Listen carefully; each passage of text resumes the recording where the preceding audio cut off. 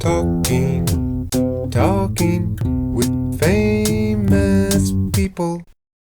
I have been in one relationship in my life with an introvert, and it was good. But I was your age, it was a long time ago. I would say it was the best fitting relationship though of my life in terms of just fundamental viability, and I suspect it was because of that. And she's I've been trying actually I want to get in touch with her because, I'm just assembling this life narrative here, and she's a critical component of an early stage of that I haven't seen in 20 some odd years. So, I want to get in touch Search her with up on her. Facebook. Dude, she's such a fucking introvert, I can't get in touch with her. I know one of her friends. I keep sending her messages through her friends saying, "You've got to fucking call me or talk to me or something. I want to talk to you one time. I'm not going to fucking stalk you or something.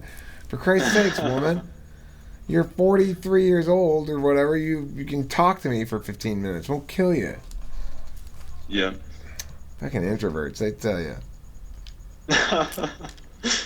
I yeah, I definitely think I'm introverted because even with my good friends, like okay, last Thursday I went and stayed with a bunch of friends at a nearby university at their like housing place or whatever, and it was a great time, and we all like drank and whatnot. But then the next morning, like I woke up, it wasn't that I didn't enjoy the night. It's just like I was ready to go home. Like it was just I don't know. I feel like I had to have that recharge time. That's Well, something I just can't that's get by. because you are fortunate to have any in the second slot rather than the first slot. Let me send this message real quick. But I'm and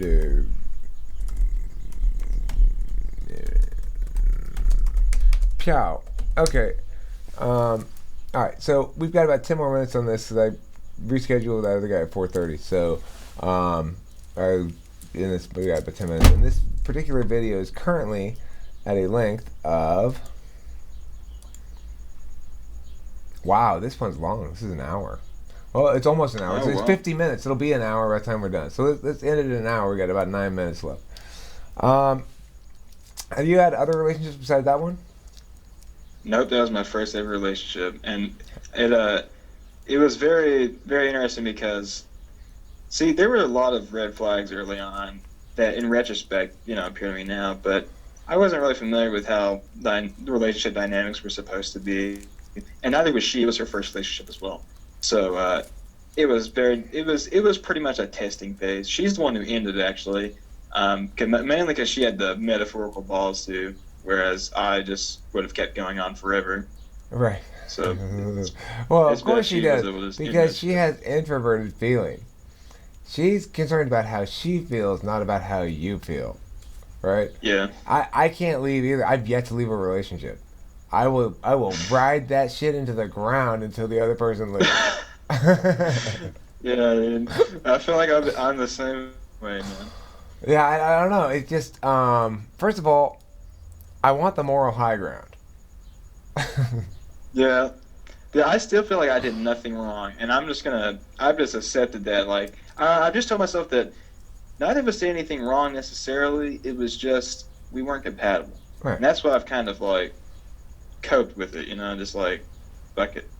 Right. Well, the good news is, if you're an INTP, you're pretty goodly distance away from your own feelings.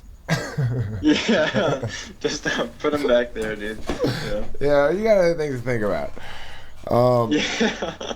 any last few things we want to talk about here in the last 5-10 minutes we got? Any topics we haven't discussed that you'd like to discuss? Okay, I want to. Okay, so there is a philosophy club meeting coming up over altruism versus egoism. Basically, are we inherently egoistic? Are we inherently altruistic? What's that the result of? Blah blah blah. I'm trying to think of a good argument as to why we are inherently altruistic, only because I want to be a contrarian because it's so easy to defend an egoistic position. So, Right. can you think of any good arguments as to why we are inherently altruistic? Well, sure.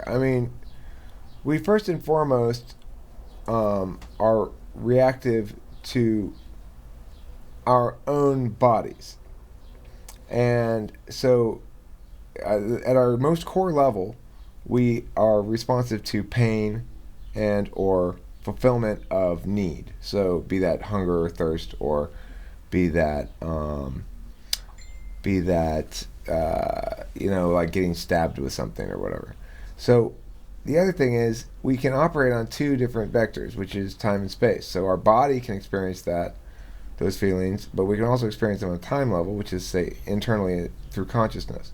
And we can experience those pains primarily through our emotions. Our empathy is therefore implicit to our ability to function as a species, because we are pre-programmed with a reward system that prioritizes the preservation of emotional well-being.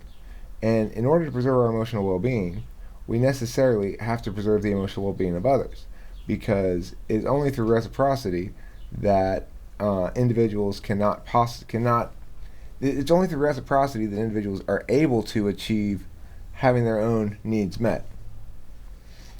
So, I mean, there's several different warrants in there, right? One is reciprocity. You say a functional human society requires reciprocity, and in order for us to be even having this discussion here in this philosophy club, we must have already manifest this value of reciprocity. Otherwise, you'd never get a turn. I'd finish speaking and kill all of you. That way I'd be sure I'd win. Well, couldn't you argue that, or wouldn't you? What if someone says that being able to realize your own how how things affect yourself, isn't that egocentrism? Isn't that necessary before you can have empathy for others? Is to be able to recognize it towards yourself? No, quite the contrary. Altruism subsumes individualism once one gets. That's the distinction in the species, right? To evolve past primitivism is to have altruism subsume individualism. And the reason is because ultimately then you have needs that are too complex to be met through individualism. And so it's our nature to be altruistic. It's our intellectual duty to be individualistic. Make that distinction. Give them a counter plan. That's a good way to put it. Yeah. Right. So, yeah, it's our duty as logical beings to be individualistic. It's our nature as human beings to be altruistic. If you just parse them down until they're defending, they have to defend everything. Two ways. They have to defend everything, and you have to defend this little teeny sliver, right? No way to do it. All right, so let's draw this one to a close. Really nice talking to you as always, Zachary. And listen, I told you before, I think, if I didn't, I should have, but I'll tell you again, if you happen to have a phone with a camera on it and you want to do a Talking Famous People interview of somebody and just send me the file, I'd definitely use it. If you use the naming conventions, which are, say, I'm host Zachary, welcome to Talking Famous People, this is famous person whoever, and ask them questions, 15, 20 minutes, I'll totally put it on the channel if you feel like doing that. So, that's that. Actually, to offer them. And additionally, if you have people who want to talk to me, I'd be happy to talk to them over your GTM or over GTM or whatever. Somebody says, "Oh, I want to do that," tell them, "Totally, I want to do that too." So, yeah. That sounds a good idea. I will consider the host Zachary thing, interviewing someone. That sounds like really fun. Right. But yeah, it's a pleasure talking to you, Eric. It always is. It's really fun. Right on, right on. Have a good day in Kentucky. Talk to you later. Later, man. Talking with famous people.